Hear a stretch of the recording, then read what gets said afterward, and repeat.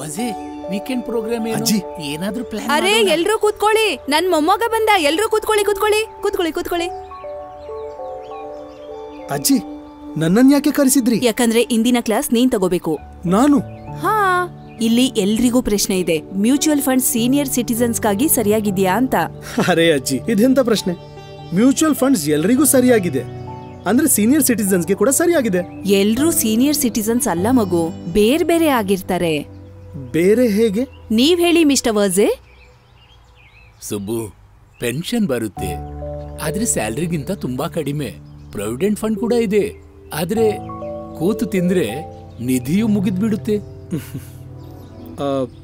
Anyone else? ಇವ್ರು ನಮ್ಮ ಶರ್ಮಿಳಾ ಅವರು. ನಮಸ್ಕಾರ. ಹಸ್ಬೆಂಡ್ ನ ಡೆತ್ ನ ನಂತರ ಅವರ ಪೆನ್ಷನ್ ಹಣ ಕಡಿಮೆ ಆಗಿದೆ. ಪ್ರಾಪರ್ಟೀಸ್ ಇದೆ, ಸೇವಿಂಗ್ಸ್ ಇದೆ, ಇನ್ಶೂರೆನ್ಸ್ ನ ಹಣ ಕೂಡ ಸಿಕ್ಕಿದೆ. ಆದ್ರೆ ಇವ್ರು ಯಾವತ್ತೂ ಹಣದ ವ್ಯವಹಾರ ಮಾಡಿಲ್ಲ. ಮಗು, ಹಣದ ಸೇಫ್ಟಿ ಇವರಿಗೆ ತುಂಬಾ ಮುಖ್ಯ. ಸುಬ್ಬು, ಹೇಳಿ ಸರ್. ರಿಟೈರ್ಡ್ ಬ್ಯಾಂಕರ್ ನಾನು. ಫೈನಾನ್ಷಿಯಲ್ ಪ್ಲಾನಿಂಗ್ ಬಗ್ಗೆ ಸ್ವಲ್ಪ ಮಾಹಿತಿ ಇದೆ. ಆದ್ರೆ ಇಂದು ಫೈನಾನ್ಷಿಯಲ್ ಪ್ಲಾನಿಂಗ್ ನಲ್ಲಿ ಹಲವು ಪ್ರಕಾರ ಇದೆ, ಅದ್ರ ಬಗ್ಗೆ ಹೇಳ್ಬೋದಾ? ನಿಮ್ಮೆಲ್ಲರ ಮಾತು ಕೇಳಿ ಇದಂತೂ ತಿಳಿಯಿತು. ಸೀನಿಯರ್ ಸಿಟಿಸನ್ಸ್ ಬಳಿ ಫ್ರೆಶ್ ಇನ್ಕಮ್ ಸೋರ್ಸ್ ಒಂದೋ ತುಂಬಾ ಲಿಮಿಟೆಡ್ ಇರುತ್ತೆ ಅಥವಾ ಇರುವುದೇ ಇಲ್ಲ. ಹಣ ಇರುತ್ತೆ ಆದ್ರೆ ಅವರಿಗೆ ತಿಳಿದಿಲ್ಲ ಅದನ್ನು ಸರಿಯಾಗಿ ಇನ್ವೆಸ್ಟ್ ಹೇಗೆ ಮಾಡೋದು ಎಂದು. ಅದನ್ನು ಹೇಗೆ ಸೇಫ್ ಇಡೋದು, ಯಾವುದರಿಂದ ನಿಮ್ಮ ಫೈನಾನ್ಷಿಯಲ್ ಅವಶ್ಯಕತೆ ಪೂರ್ಣಗೊಳಿಸಬಹುದು. ರೈಟ್? ರೈಟ್. ಮಗು, ನಮ್ಮೆಲ್ರಿಗೂ ಒಬ್ಬ ಟ್ರಸ್ಟ್ ವರ್ತಿ ಗೈಡೆನ್ಸ್ ಕೊಡುವನ ಅಗತ್ಯವಿದೆ. ಹಾಗಾಗಿ ನಿನ್ನಲ್ಲಿ ಕರೆದದ್ದು. ಸರಿ.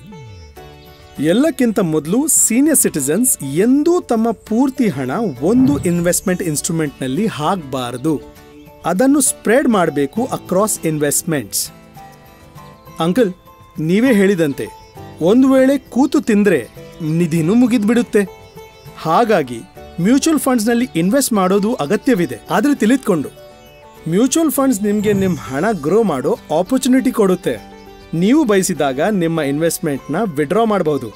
ಒಂದು ಸಿಸ್ಟಮ್ಯಾಟಿಕ್ ವಿಡ್ರಾವಲ್ ಪ್ಲಾನ್ ನಿಂದ ಟೈಮ್ಲಿ ಸ್ವಲ್ಪ ಸ್ವಲ್ಪ ಹಣ ತೆಗೆಯಬಹುದು. ಮತ್ತು ಮ್ಯೂಚುವಲ್ ಫಂಡ್ಸ್ ನ ಇನ್ವೆಸ್ಟ್ಮೆಂಟ್ ರಿಸ್ಕ್ ಇದ್ದೇ ಇರುತ್ತೆ.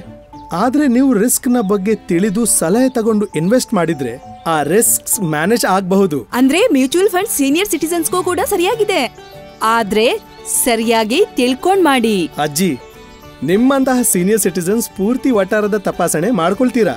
ಇದಂತೂ ಕೇವಲ ಮ್ಯೂಚುವಲ್ ಫಂಡ್ಸ್. ಸರಿಯಾಗಿದೆ. ಮ್ಯೂಚುವಲ್ ಫಂಡ್ ಹೂಡಿಕೆಗಳು ಮಾರುಕಟ್ಟೆಯ ಅಪಾಯಗಳಿಗೆ ಅಧೀನವಾಗಿವೆ. ಸ್ಕೀಮ್ ಸಂಬಂಧಿತ ಎಲ್ಲ ದಸ್ತಾವೇಜುಗಳನ್ನು ಗಮನವಿಟ್ಟು ಓದ್ಕೊಳ್ಳಿ.